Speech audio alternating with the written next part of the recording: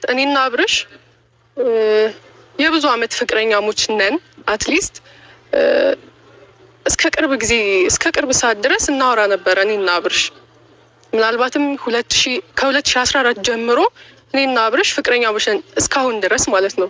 በጣም ከስቼ ምናምን የመጣሁት እናቴ በዚያ ምክንያት ሁሌ ነበረ የምታለቅሰው። ምን ሆነሻል ምናምን እያለች ትጠይቀኛለች። እና አብርሽ እኔም ብቻ አይደለም የጎዳው ቤተሰቤንም ጭምር ነው። እናቴንም ታውቁት፣ ጓደኞቹም ከኔ ራቁ። በቃ እኔ አልፈልግም ከማንም ሰው ጋር አሁን ንክኪ አልፈልግም። ግን እናንተ እየደወላችሁ የምታስፈራሩኝ ሰዎች ልኑርበት እባካችሁ ተወኝ።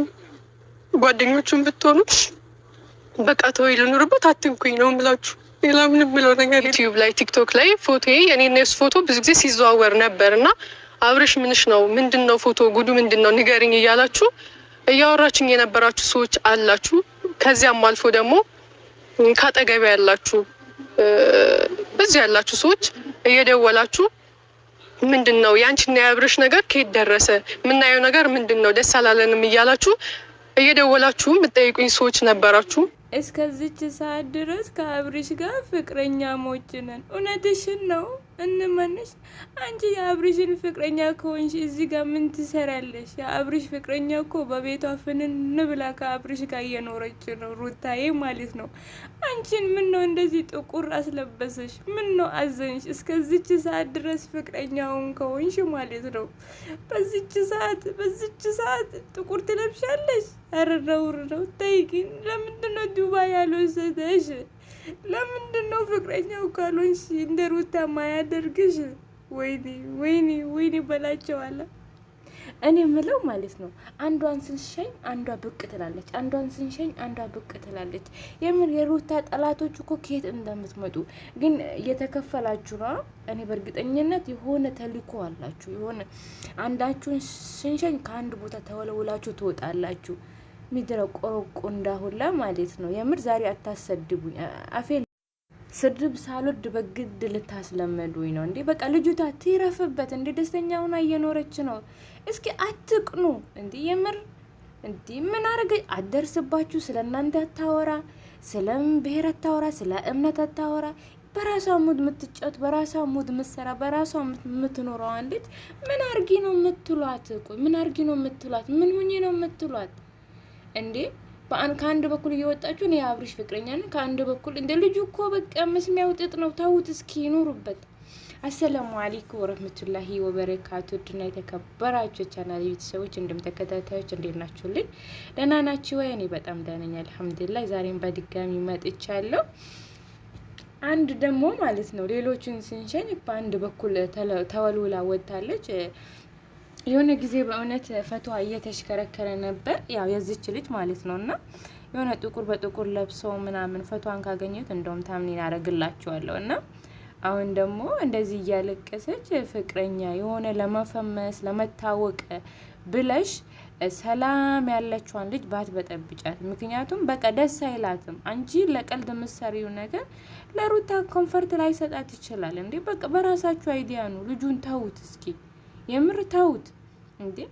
የግድ ስቲል እስከዚች ሰዓት ድረስ ፍቅረኛሞች ነን ትላለች እንዴ? ትንሽ አታፍሪም እንዴ? ፍቅረኛሞች እስኪ አንድ ፍቅረኛ የሆንሽበትን ቪዲዮ አምጪ ማለት ነው። በቃ የሆነ እንትን ለመስራት አንድ ላይ ሆናችሁ ፎቶ ተነሳችሁ፣ አንድ ላይ ዋና ውስጥ ታገኛችሁ ማለት ፍቅረኛዬ ነው ማለት አይቻልም እንዴ?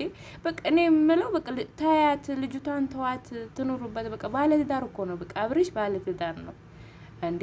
ፍቅረኛው ከሆንሽ አንቺ ምን ትሰሪያለሽ እዚህ ጋር እንዴ? ለምንድን ነው አንቺ ከአብርሽ ጋር ማትዝናኙ? እሺ ኧረ እኛ ስንቱን እንቀበል። እኔ የምታሳዝነኝ በቃ በሩታ አትምጡብን፣ በቃ ትኑሩበት። አሁን ደስተኛ ሆና እየኖረች ነው። ፕሊስ ፕሊስ ፕሊስ እባካችሁ ሩታዬን እንዳትነኳት። ሌላ ምንም ምለው ነገር የለም ማለት ነው። እና በቃ በሷ አትምጡብን።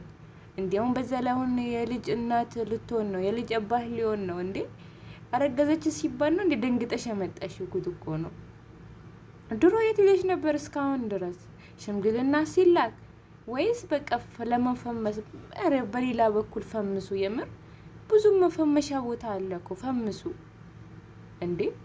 እኔ ግን በቃ ሰላም እንድትነሷት አልፈልግም፣ አንፈቅድላችሁም። በቃ ሰላም አትንሷት።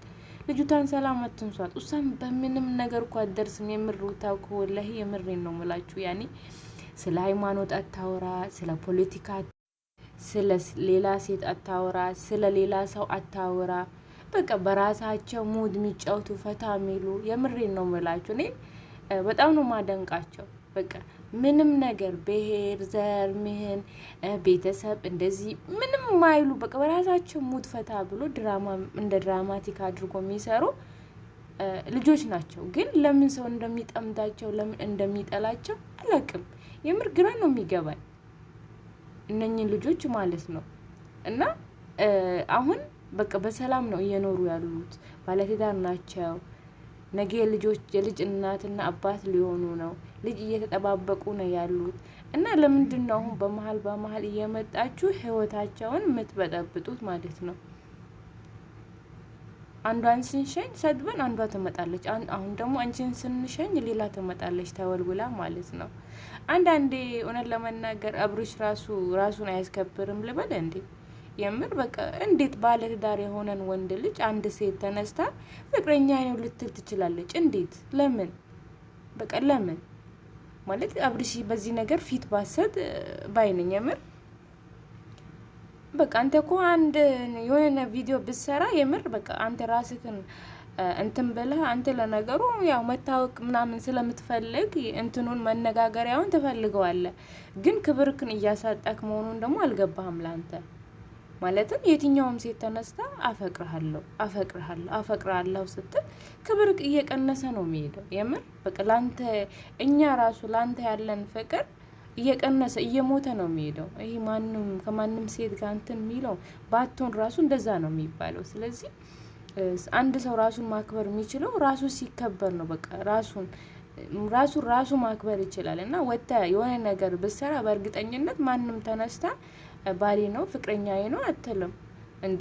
እኔ አሁን በቃ የምታሳዝነኝ ሩታ ናት። ምክንያቱም እንዴ ባሏን የሆነ ሰው ፖስቶት እሱ እኮ ፍቅረኛዬ ነው፣ ድሮ እኮ እንደዚህ ያሳልፈን፣ አሁንም እንደዚህ እያሳለፈ ነው።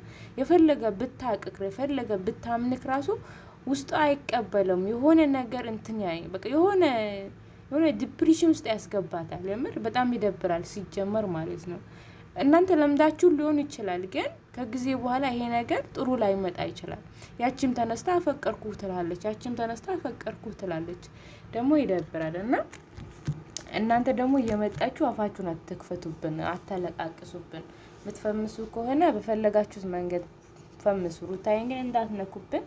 የዛሬ ቪዲዮ ይህንን ይመስል ነበር። ወዳችኋለሁ። አሰላሙ አለይኩም ወረህመቱላሂ ወበረካቱ።